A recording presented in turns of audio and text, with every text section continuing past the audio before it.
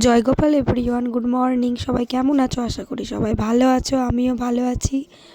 এই ভিডিওটি আমার 19শে ডিসেম্বর 2025-এ করা, আর আমি পোস্ট করছি এখন। ভাবো তাহলে কতটা দেরি হয়ে গেছে পোস্ট করতে।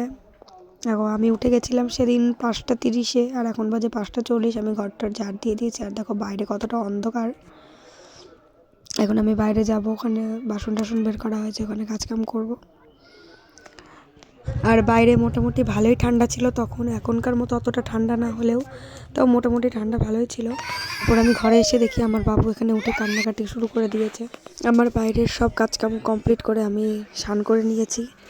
এই প্রায় 7:30টার মতো বাজছিল, আমার স্নান করা হয়ে গেছে। তারপর আমি একটু হিটার চালিয়ে হাতগুলোকে গরম করে নিচ্ছি, এত ঠান্ডা লাগছিল সকালবেলার।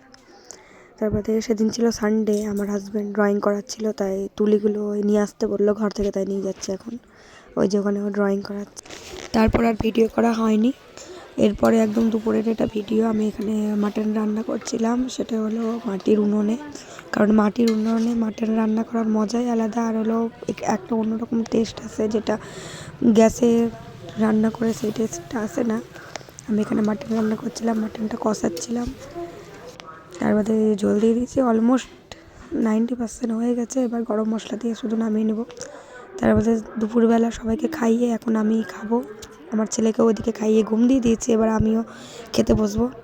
এখানে আছে লাল লাল ঝাল ঝাল মাটন কষা, আলু পেঁয়াজকলি ভাজা আর ভাত। তাছাড়াও সেদিন আমাদের আর মাছ, ডাল এগুলো হয়েছিল, কিন্তু আমার মাটন হলে আর কিছু লাগে না।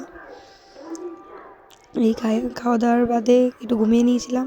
ঘুম থেকে উঠে দেখো আমার ছেলে জল খেতে গিয়ে জামা ভিজিয়ে দিয়েছে, তাই জামাটা খুলতে যাচ্ছি, তো দেখো কেমন করছে। Okay bye. আমাদের যদি ভিডিওটা ভালো লেগে থাকে তাহলে কমেন্ট, লাইক আর শেয়ার করে দিও।